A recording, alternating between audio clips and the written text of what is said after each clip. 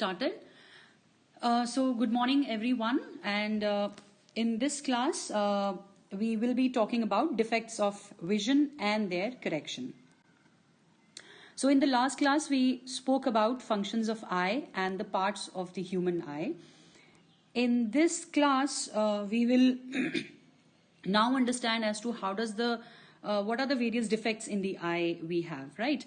So see, before we move on to the defects, this is something that you must know. If suppose now here, as you see here, you can see two types of the convex lenses. The first on the left hand side that I've shown here is thick lens, slightly thick lens, and the second one, this one is thin lens, right? So how are they different? They are different in their thickness. So look at this also. If the lens is thick, suppose on the left hand side you can see the first lens, which is a thick lens, right? If the lens is thick, ideally when the rays are coming like this, instead of the ray going straight like this, what happens when they get refracted like this, they get reflected like this, something like this. So they come in this direction and they bend like this. So how do they bend? So here this is another ray come like this and they bend here, and this is the point where they meet. This is the point, right? Now if the lens is thick, understand that the light rays will be bending more. The light rays will be converging more. If the lens is thin, look at the second lens here. If the lens is thin, what will happen? The light rays that are coming like this, after passing through the convex lens, they will be converging less. How do you make out whether they are converging less or not? Look at this angle. Look at this angle here. And look at this angle here. Okay. In the first case where the lens is thick, the convergence is more. But in the second case, when the lens is thin, then this angle is less, right? The first angle is more and this second angle is less. So remember that the thicker the lens, the more the convergence. So this is what I have specified here. The thicker the lens, the more the convergence. The convergence will be very high, right? And what will happen with convergence? What does convergence tell us about? The more the convergence, the shorter the lens. See, if the rays are going to bend more, that means these two rays are going to meet before itself. They are going to meet early. But if the bending is less, then these two rays are going to go at a much farther distance, and then only they are going to meet here. So this distance that you see, look at this distance. This distance that you see, this distance is less, but this distance is more, right? Wherever they meet. So if the convergence is more, that means the focal length will be short. This is the focal length, right? This is the focal length. In this case, this is the focal length. So the second focal length is more as compared to the first focal length, right? So the thicker the lens, the more the convergence. The more the convergence, the shorter the focal length. The shorter the focal length. This is very, very important for you to understand. Now, you already know what is power and what is focal length. They are reciprocal. Yeah, they are opposite to each other. So I know that my power is equal to reciprocal of my focal length. So if the focal length is very short, then the power is going to be more, right? So that's how the thickness is ultimately related to the power. The thickness is related to the power. How is it related? Thicker the lens, more the power. Okay, this is very important for you to understand. Thicker the lens. So someone is wearing very thick lens, we say, oh, might be his power might be very high. So if the lens are thick, then the power will be high, right? And look at the thin lens now. If the lens is thin, what happens? Okay, now let's understand it once more. If the lens is thin, then the convergence will be less, right? When the convergence is less, this focal length will be more. So when the convergence is less, then the rays are going to go at a very far distance, some longer distance, right? So the focal length will be more. If the focal length will be more, that means when the focal length is more, the power is going to be less, right? So Thin lens, that means less power. So someone is wearing thin lens, that means he must be having less power. So this is an important thing that you should know. So if the lens is thick, then that means convergence will be more. If the lens is thin, that means the convergence will be less. Okay, so before we move on to the next slide, it is very important for you to understand. Now let's move on to discussing the defects of vision and their correction. Defects of vision. Now, there are three major kinds of defects that we have in generally people will develop in their eyes. The first defect is what is known as myopia. Second one is hypermetropia, and third one is presbyopia. So these are the three things that we are going to talk about. Now, what is myopia? Myopia, or you can say near or short-sightedness, right? Myopia, near or short-sightedness. What is near-sightedness? Near-sightedness means a person can see near. He will be able to see near. And what is the near point that I told you in the previous classes? The near point is actually 25 centimeter. So a person will be able to see the near point, which is 25 centimeter, but he will not be able to see very clearly the distant object. And what is the distant vision, the far point that a normal eye should be able to see is infinity. He should be able to see infinity, but he has a problem in seeing the distant objects, right? So that is myopia. So myopia in other words, you can say it is near or short-sightedness. A person can see nearby objects, but he cannot see distant objects, right? So his far point is a problem in this case. He is able to see the near point, but his far point is a problem. Now, next is hypermetropia. What is hypermetropia? In hypermetropia, the person it is also called as far or long-sightedness, right? And far and long-sightedness means he can see distant objects, which means his far point is okay, but he cannot see nearby objects, which means he cannot see exactly at 25 cm. He will not be able to see 25 centimeter properly. Probably he has to keep a book or a newspaper or something that he's trying to read at slightly larger distance, because he's okay with large distance, but he's not okay with small distance, which is near point. So his near point is a problem. So his 25 centimeter point he's not able to see clearly, right? And the third defect is presbyopia. What is presbyopia? Now, sometimes this is not actually a defect in the eye. You can say it is not because of any defect in the part, but as we grow old, what happens is generally our ciliary muscles, the contraction and expansion power of our ciliary muscles starts reducing slowly and slowly as we grow old, and because of which generally you must have seen after 40 everybody gets spectacles. Why? Because they're not able to read properly the books or the newspaper, which is the near point. So their near point becomes a problem, as well as they are sometimes not able to see a far point also.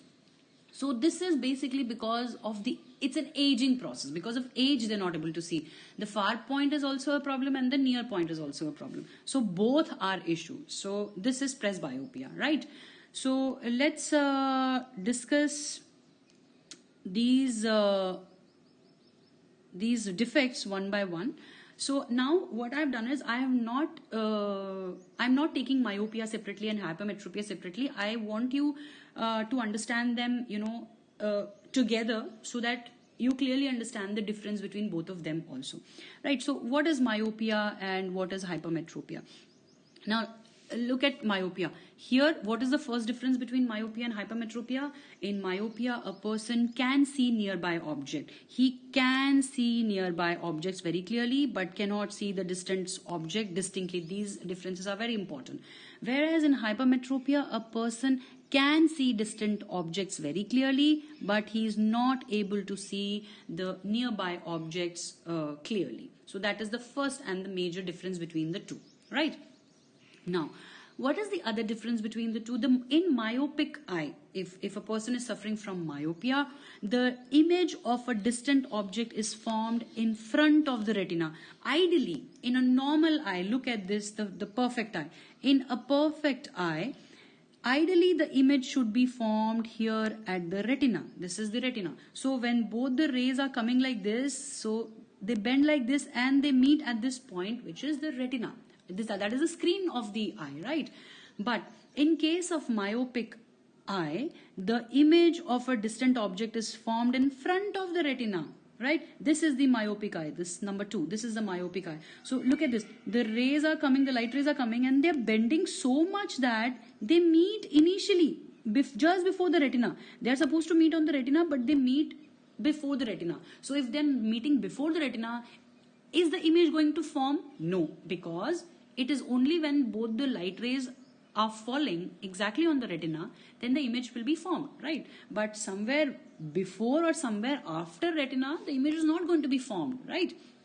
So what happens in myopic eye? In myopic eye, the image is formed before the retina. What happens in hypermetropic eye? In hypermetropia, the image is formed behind the retina. So, which means if the light rays are coming like this, then there is no enough bending taking place. Okay, so the bending is not enough, so they end up meeting after the retina.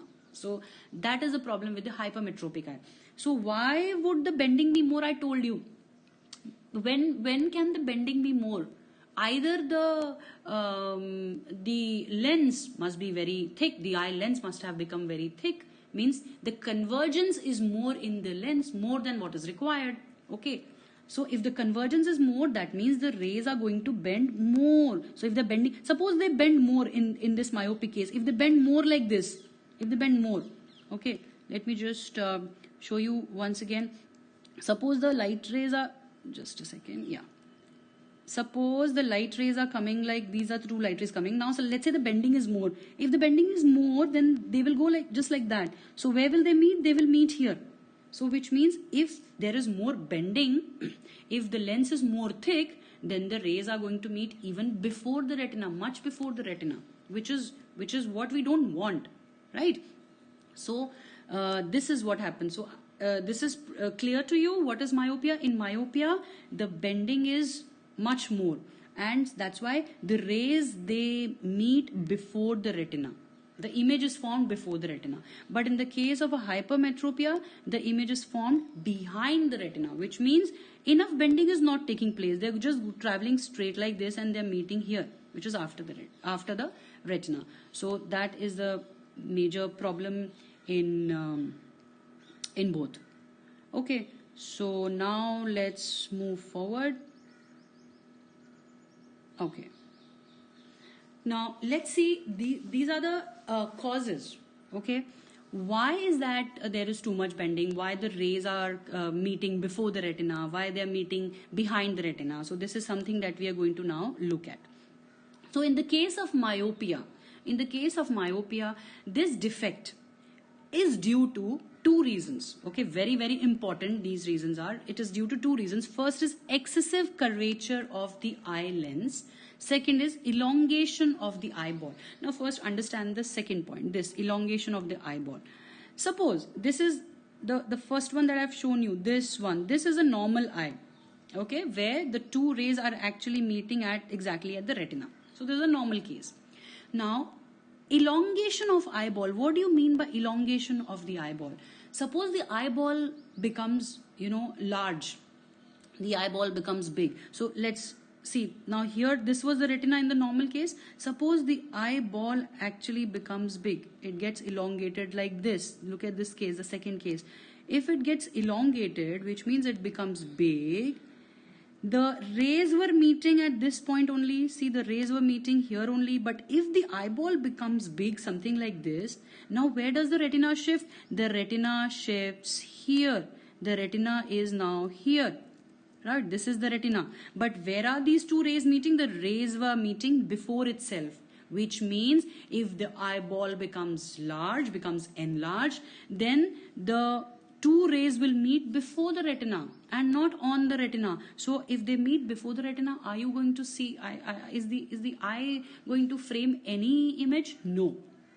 Right? So first is elongation of eye.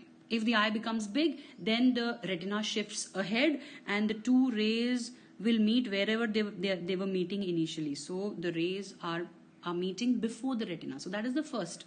Now second one is excessive curvature of eye lens. I told you what must be the reason for more bending. If the ray, suppose, so this is the normal case, the eye, this is a normal eye where the bending is, how much is the bending? Suppose the light ray should have gone straight, but how is the light ray bending? Like this, and it is coming like this. So this is the bending. Light ray comes like this and it bends like this. Right? So this is a normal bending. How much is the bending? This is the bending. This angle is the bending.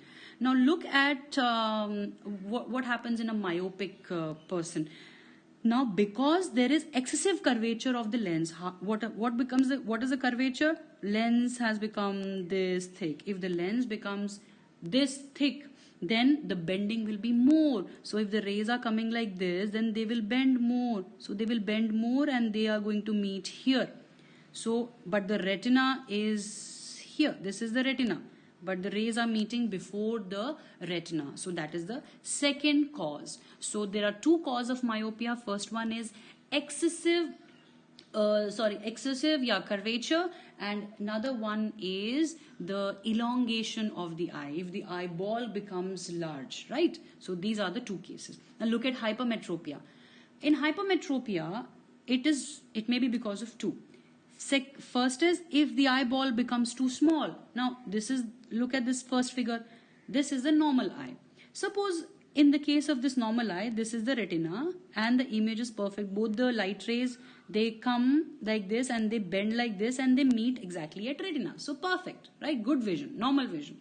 But suppose if the eyeball becomes too small, the eyeball shrinks. So look at this, the second figure. The eyeball is now this much size, is of this much size. So if the size is small, what is going to happen is the two light rays are going to come straight like this, and after passing through the lens, the light rays there is nothing which is happening to the lens in this case, but there is the eyeball is shrinking. So if the eyeball is shrinking, then the two light rays are going to meet where they were meeting earlier.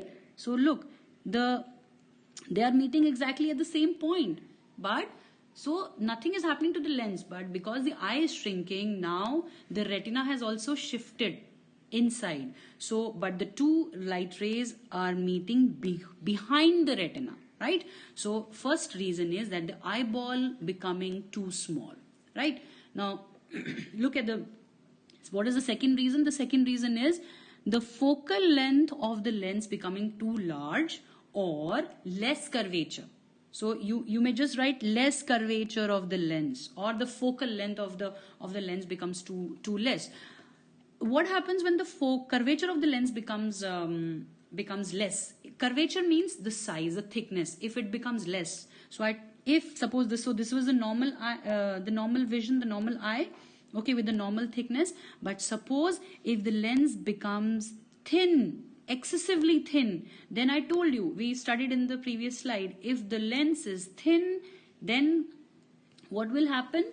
If the lens is thin, then this R is going to be more, this focal length is going to be more.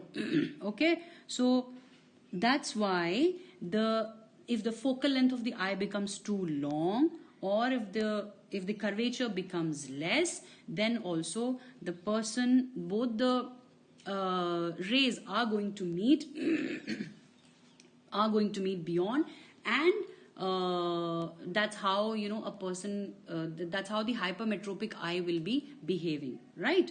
So these are the two major defects as well as the eye is concerned. Okay, now I hope you've understood the two causes. So important thing to note here in myopia and hypermetropia is, first of all, you should know what is myopia and hypermetropia, which means whether it is nearsightedness or farsightedness, and a person is able to see far or near, not able to see far or near. So what is it, you must know. And then what are the causes? So there are two causes for each of the defects. Okay, now what would you do to correct these defects? So this is the correction. So now the correction slide will tell you as to what you should do in order to correct the myopia and hypermetropia. Now look at this.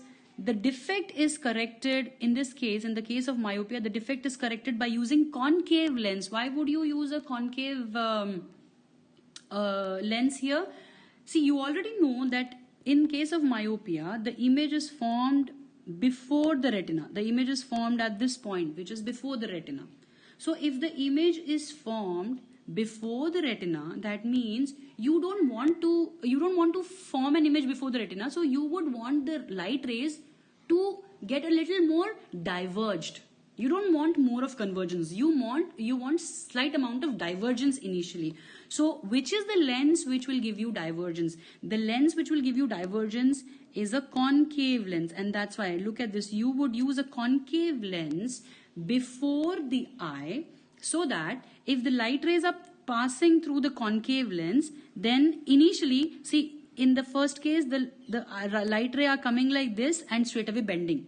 Okay, so which means more convergence. So first you would want that the light rays should actually, to tell you clearly, you would want that light rays should first get a little diverged like this, and then from here they should come and meet at retina. So you want initially some little amount of divergence. So which lens will give you that divergence? Only a concave lens will give you divergence. Now look at this case. Now the light rays are coming like this. Initially they are diverging because concave lens will diverge the light rays. So initially the light rays are diverging like this. After the diverging, because these two then the light rays, when they pass through the convex lens of the human eye, then they will exactly meet at this point, right? So why will we use a concave lens? Because concave lens is a diverging lens. So you would want the two light rays to be slightly diverged, right? Come at this topmost point and then only bend inside and then form an image. So you would use a concave. So which is the corrective lens in case of myopia? The corrective lens is concave lens. Okay. Which is the corrective lens in case of hypermetropia? Now, you know, in hypermetropia, the image is formed beyond, right? So this diagram has not come properly. So it is like this.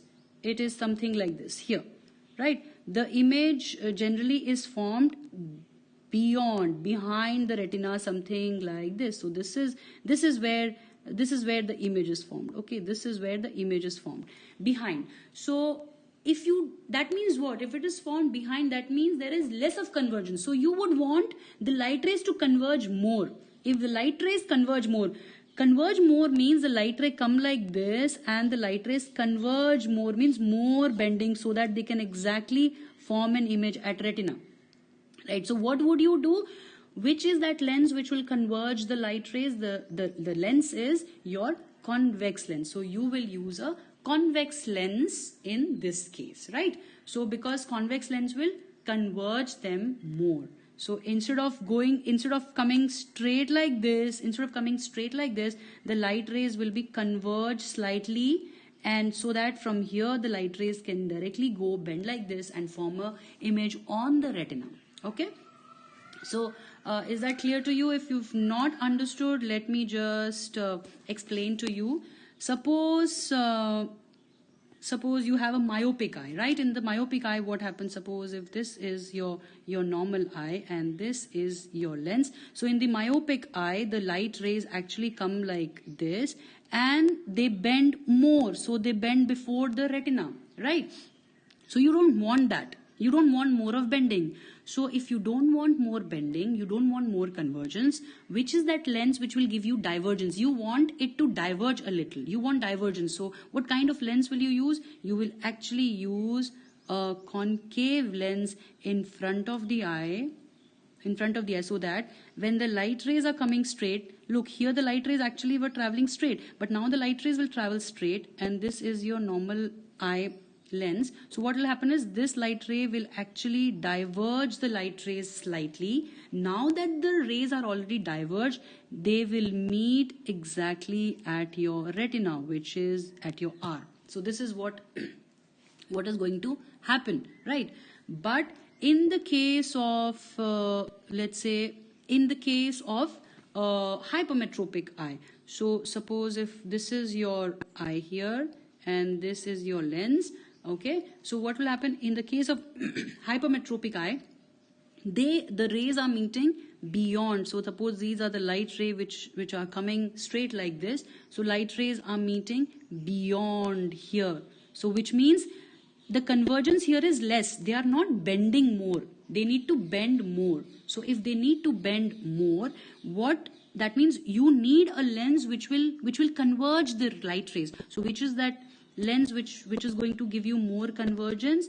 More convergence is actually using a convex lens, something like this. So if the light rays are actually coming like this, coming straight like this, then the light rays will be converging slightly onto this lens so that they bend more, and the light rays will be meeting exactly at the retina.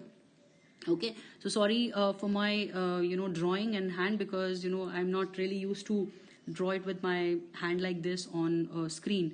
So but I hope you can understand the basic concept of why do you use a convex lens in the case of hypermetropic eye and a concave lens in the case of a myopic eye. So this is very important, right? So let's now move ahead. Next and the last is presbyopia. Now what is presbyopia? Presbyopia, as I told you, is an age-related problem. Okay, it's an age-related problem. See, sometimes we all know that our eye has got a power of accommodating things and objects which are as close as 25 centimeter and as far as infinity, right? So this power of accommodation actually decreases with age. As we grow old, this power of accommodation decreases, right? Why will it decrease? Because our ciliary muscles generally lose its elasticity, its power of expansion and contraction. So that power of ciliary muscles for contraction and expansion actually loses. It starts to decay as we grow old, and it is only because of the ciliary muscles and the movement of the ciliary muscles that our eye has got this flexibility to accommodate objects from 25 centimeter to as far as infinity. So that power we slowly lose as we grow old, right? Now in this case, what may happen is sometimes the person may suffer from both myopia as well as hypermetropia, because a person will not be able to see the close by objects clearly. He finds it very difficult to read, and sometimes have you seen those old people? They generally end up reading something like what this old person is doing. So they find it difficult to read close by objects 25 centimeters. So they generally hold their newspapers and their novels or whatever they are reading at slightly some distance which is more than 25 centimeter, right? Or sometimes they're not able to read or see a blackboard or a hoarding board. So they find it difficult to see even the far away objects also, right? So they suffer from both myopia and hypermetropia. Such people would need a bifocal length. Bifocal length means it's a combination of both a convex and concave lens, which is shown here. This is the bifocal length. So generally the upper portion consists of a concave lens. The upper portion is for concave lens and the lower portion is a convex lens. So the combination of two lenses is what is required in the case of bifocal length, and bifocal length is required when a person is suffering from presbyopia. So that's why initially I told you it is not actually a kind of defect in the eye, but it's an age-related problem. But presbyopia is also considered under the defects when as far as your syllabus is concerned.